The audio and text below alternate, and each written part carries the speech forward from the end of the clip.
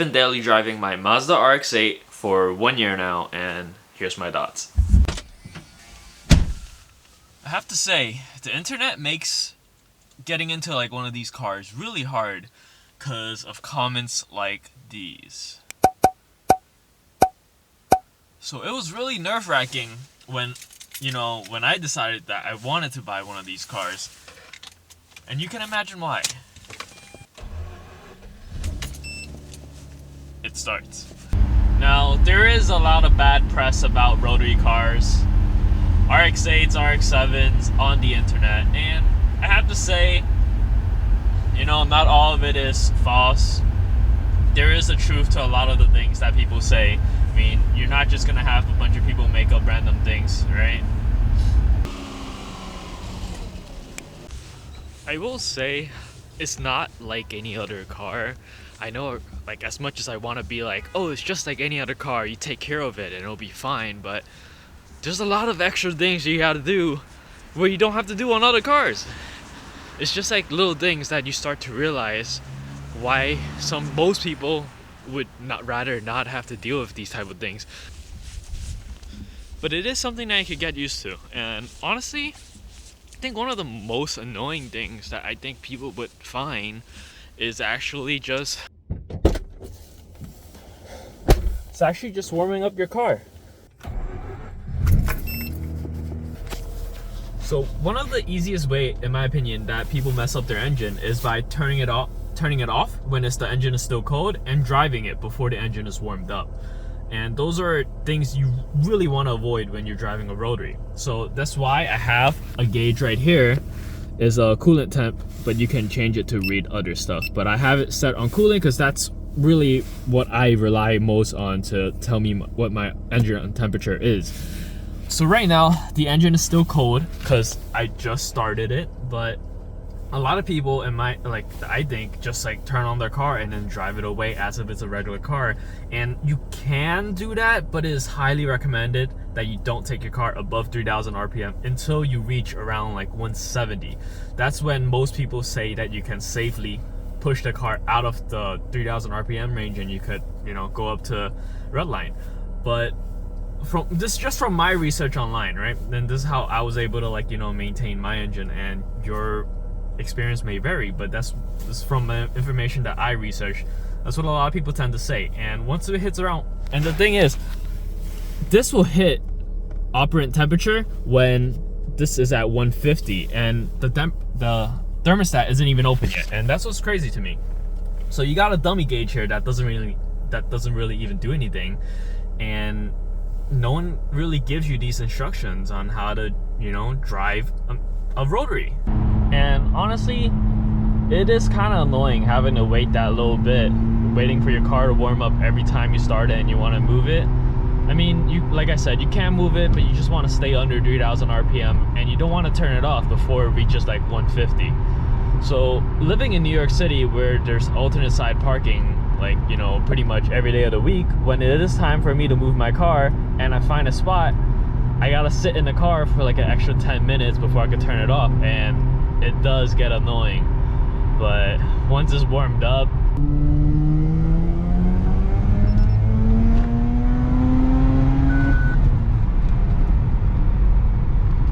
and what I just did, it is not optional. You have to do that on a rotary car in order to keep your engine healthy.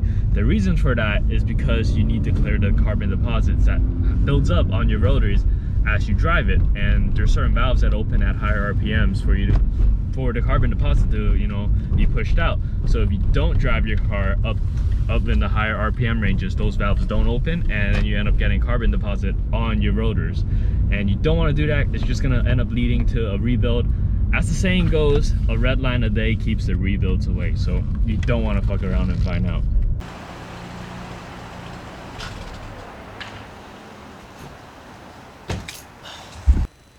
Another thing that a lot of people have to get used to is premixing.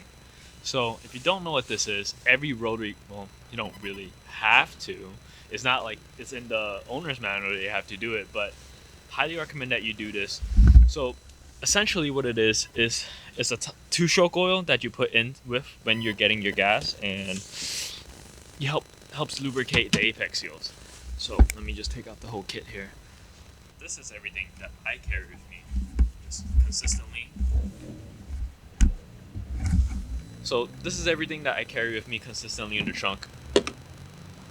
A box with all of my tools pretty much. So it's gonna be a bottle of rotary premix and my measuring equipment.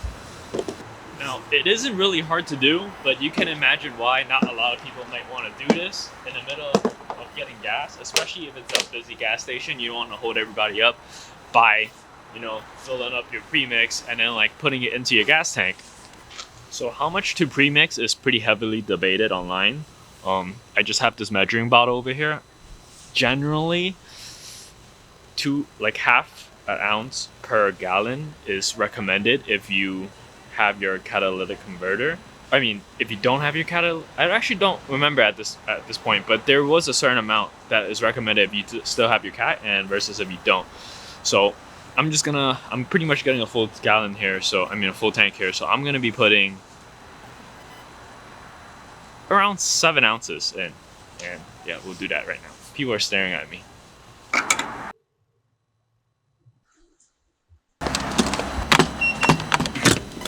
And yeah, pretty much after you put in your premix, you could just fill up like regular. It's just a regular gas car after all. But yeah, that is a little something extra you have to pay attention to every time you fill up.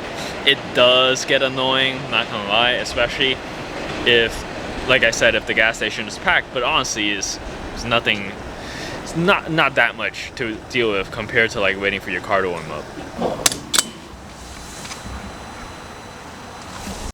But even if you're not like bothered by the actual work of putting in gas, which to be honest isn't a lot of work, and honestly I've gotten used to it now. But one thing to pay attention is that the prices of filling up does increase because you have to buy a premix bottle. Now you could also take the option of just not premixing. I have seen owners of RX8s and just not premix, and then they've been fine. But the study shows that premixing does do a lot in terms of helping you keep your engine healthy. So I would recommend premixing if you can afford it, but the premix isn't cheap. Honestly, if you're buying Idemitsu premix, which is the brand for rotary stuff, you're looking around like $20 something per bottle on eBay or like Amazon.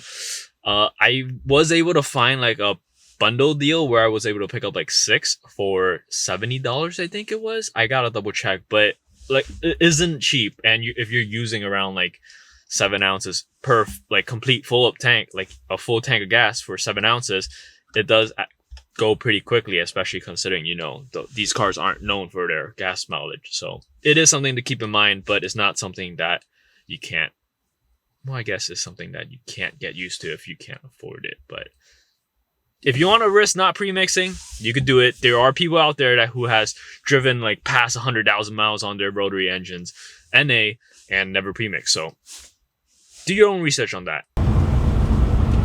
But honestly, guys, if you could get used to like those two things, which I think is the most important, premixing and waiting for your car to warm up before you drive it and before you turn it off, this makes for a really, really good car. It's just a lot of fun. There isn't like a lot of cars that could do what it could do, like rev up to 9,000 RPM for the amount of money that you can get for it. It's really hard to find and compete. And plus you have 4 seats with usable back doors, the suicide doors too. It's really unique. So honestly, if you guys get used to those 2 things, I guess if you really want to count it, the gas mileage as well, because it's not great. The gas mileage is terrible. I think I averaged like 12 or something crazy like that. But if you get used to those things, this car is an absolute dream to drive.